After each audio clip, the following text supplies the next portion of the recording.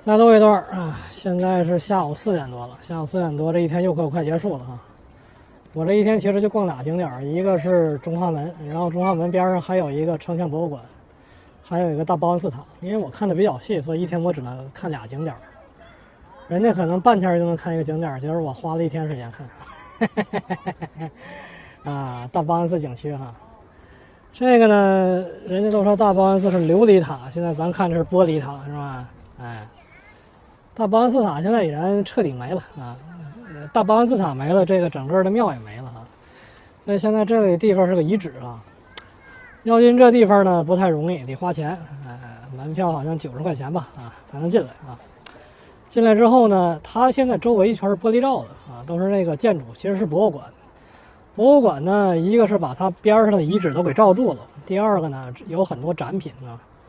这个展品呢，就是大报恩寺塔一些构件，比如说琉璃构件什么的啊，还有呢，就是2000几年的时候，把它这地宫不是给挖了吗？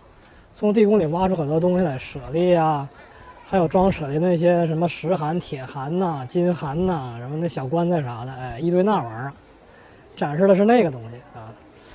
这80多块钱进来之后能干啥呢？第一个呢，就是看遗址啊，这遗址现在。如大家所见吧，就是也就这状态了呗，也就这个状态了是吧？哎，就这个这叫住处是吧？哎，也就这个啊。它这个住处底下是2米见方的，所以说可见这个殿呢，它还在的时候，还存在的时候，它这个殿应该是非常大的。你看这个柱子就特别粗嘛，啊，特别粗的柱子说明它特别高啊，所以说人家说大报恩寺建好的时候，那是明代的大报恩寺是不次于皇宫的啊，是不次于皇宫的啊。这个面积非常大的，面积非常大啊。然后呢，它也就这个了，大黄土地，然后各种的石构件啊，也就这个呗。然后呢，就是这个塔呢底下那个。这个塔主要是能上去之后能看南京全景。我是刚才上去一次啊，能看南京的全景啊，秦淮河、城墙啊，远处的高楼大厦啥的，就这个啊。然后还有一个呢，就是这周围博物馆里的一些文物啊，它出土的一些建筑构件啊，一些地宫里的是那个装舍利的那些小器具啊，什么银函呐、铁函呐、金函呐、金冠呐。还有一些珠宝什么的，就那些玩意儿，就看这花88块钱啊！我从网上订的，花了88，好像给我便宜了2块钱，也不3块钱。你要是在他那点儿买票的话，可能是90块钱一张票啊，反正80、90块钱就看这玩意儿啊。南京这个景点我不太推荐，没啥可看的。这个市派整挺大，关键你为啥来这么多人哈？关键是人家出舍利了，然后这个舍利吧还供在底下这个地宫里头了，所以说很多人拜佛来的。人家花这个钱觉得值，我就是为看文物来的，所以说没啥文物可看，我就觉得不值，就这么回事。人的这个，他的这个想法啊不太一样啊。这啥玩意儿？也不响啊。然后还有一个啥地方呢？你看它这个塔基啊，它这个大玻璃塔的塔基哈，这个大玻璃塔的塔基下边呢镶了很多的碎瓷片子。这个瓷片呢，实际上就是当时它大报恩寺塔的一个构件。大报恩寺塔为什么在过去叫琉璃塔？为什么叫琉璃塔？因为这个塔刚建好的时候，外边贴了一圈琉璃，各种颜色的琉璃就是瓷砖那个性质的，贴了一层琉璃砖，所以说这个塔最开始叫琉璃塔啊，叫琉璃塔。所以说呢，它这个塔毁了之后呢，很多琉璃的东西呢，很多琉璃瓦呢，它都留下来了啊，很多琉璃的砖瓦都留下来了，然后它都给整理完之后呢，都给贴在底下了啊。这是现在大报恩寺塔唯一的咱们在这儿还能看到的遗迹了。然后这边那馆里头。有点那个什么建筑的那个，就是门券的那个构件啊，余下的就没有什么东西了，有这个塔建好的时候跟那个开封那铁塔似的，但是它外边有一层的木檐和那个木廊啊，所以看着还不太一样。这个塔呢，在太平天国内讧的时候呢，在天津内乱的时候呢，被炸了。究竟是被洪天王这伙人炸的，还是被韦昌辉炸的，还是被石达开炸的，不知道啊，这也说不清楚。因为太平天国内乱的时候，清军，因为当事人后来都死了嘛，啊，那么清军他当时收集情报的能力也是有限的啊，所以说究竟当时里头怎么回事，后来也是公说公有理，婆说婆有理。李秀成这帮人当时他说的话也不可全信啊。所以说，究竟这个塔是谁炸的，哪一方炸的，咱不知道。但是它肯定是天津内乱的时候炸的，因为我刚才登上去之后，确实你登上这个塔之后，你确实能俯瞰，南京全城啊，确实能俯瞰南京全城。这个南京城就在它的后边嘛，是吧？哎，我想想，南京城应该在这边，上北下南左西，南京城应该在这个方向的。南京城应该是上北下南左西，南京城应该在这个方向上，因为它这个庙大报恩寺这个庙的这个朝向很成问题，它这个庙居然是坐东朝西的啊！但是甭管它这庙它这个朝向怎么样吧，反正它肯定登上塔之后肯定能看见南京城的全景啊，包括什么天王府什么都能看得见。所以说当时呢，他天津内乱的时候，他其中一方人呢。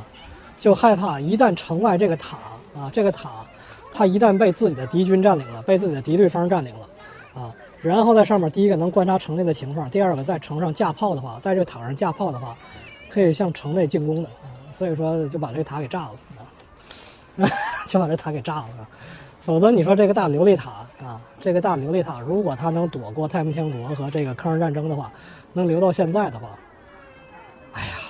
不可想象，这么高一个大琉璃塔是吧？啊，不可想象。那时候门票就不是88了，那时候门票得180了是吧？啊，所以说就是这么一个情况啊。这院里头没有什么可看的，这院里就光秃秃的，没有什么可看的。大报恩寺这地方以前呢就是一片棚户区啊，它就是一片棚户区啊，然后呢后来是给清理出来了，整一个这个啊。主要还是进里看看文物去吧。那塔上，因为那个塔上我想录一段，但是那个塔上特别狭窄，它第9层特别狭窄，那都人挤人人挨人，也录不着什么玩意儿啊。玻璃还反光，也录不着啥，再下来录一段啊。我得纪念纪念呢，花80多块钱进来看看是吧？能看见啥呀？看见这个，但你看它这个地方还是有很多瓷砖，这个瓷砖可不是说。瞎弄的，是它这个塔上原来的黄琉璃瓦和绿琉璃瓦，还有白色的这个瓷砖，就是当时它塔上的琉璃颜色有白色、有红色、有绿色、有黄色，然后它遗址出土的时候，它那考古发掘的时候出土了大量的这种瓷的构件啊，都是碎的，它也没地儿放，就全镶墙上了，你看，全镶墙上了。当然，这是我的一个判断，究竟是不是我也不知道。这是我的一个判断，究竟是不是我也不知道啊。我估计可能是这样的，这个就是大报恩寺塔的一个复原图啊，复原图。但是这个不是复原图的，这是现代人想象的复原图啊。前面是牌坊，然后是山门，然后碑楼子、天王殿啊，然后藏经阁、大殿。琉璃塔、观音殿、法堂，这个就是大报恩寺塔的一个，就是他推断出来的一个布局。这个大报恩寺塔这个东西说的还挺有意思的，就是现在咱们能找到比较准确的形象，是外国人的，就是你能找到比较准确的形象是外国人的，就是最早很多来华的洋人他画的铜版画，比如这一张，这一张都是这个。都是这种，现在能找到的比较，就是当时西方有一个东方热啊，它也有一个所谓的东方热啊，很多洋人来华游历之后，这都玻璃反光全看不见啊，然后他画了很多东方的铜版画，这些铜版画实际上，在西方呢掀起了一个东方热啊，所以说西方人呢很多呢就是他们知道。所谓南京瓷塔，因为当时西方人他也分不清这琉璃瓦跟瓷器之间的区别，是吧？他就说管这个塔叫南京瓷塔。这个塔在西方特别有名，这个塔在西方特别有名然后呢，当时很多西方人呢，就是在这个他们的园林里头仿建这个东方瓷塔，啊，最著名的就是英国那个秋园里那个塔。这个就是它这个塔的一些介绍了这是塔的一些介绍了这个大报恩寺塔复原之后大概是这个样子，大概是这个样子，但是很可惜玻璃反光可能看不见了。也就是说它在那个塔上啊，它在那个塔的一圈外墙，它不只是屋顶有琉璃瓦，它在那个塔身一圈镶了一圈，全都是贴满了各种琉璃，墙是白色的，柱子是红色的，然后那个额坊是黄色的那个额坊是黄色和绿色的，然后还有那种特别精美的琉璃拱券门它大概就是这个样子。这个不反光，这个大概能看得见。你看它这个屋顶镶了一圈黄边，然后屋顶是绿色的，然后上面那个塔身部分，它的墙是白色的，柱子是红色的，额坊有绿色有黄色的然后它还有一个特别复杂的一个拱券门，然后那个拱券门的两边还有2个小龛，全都是拿琉璃镶嵌的，非常精美，非常精美。但这个塔呢，在太平天国运动的时候彻底给整没了这个是没有这个玻璃的，这个能看得清楚一点。大体就是这样的状态，非常漂亮，非常漂亮。这是它塔的一个分层结构里头应该是有楼梯上下的。其实进博物馆呢，一方面是看这个东西，一方面就是看点遗址看点文物，还一方面就是收集资料。收集资料，你像它那个图在外边很难见到很难见到，在这儿能看到一些资料。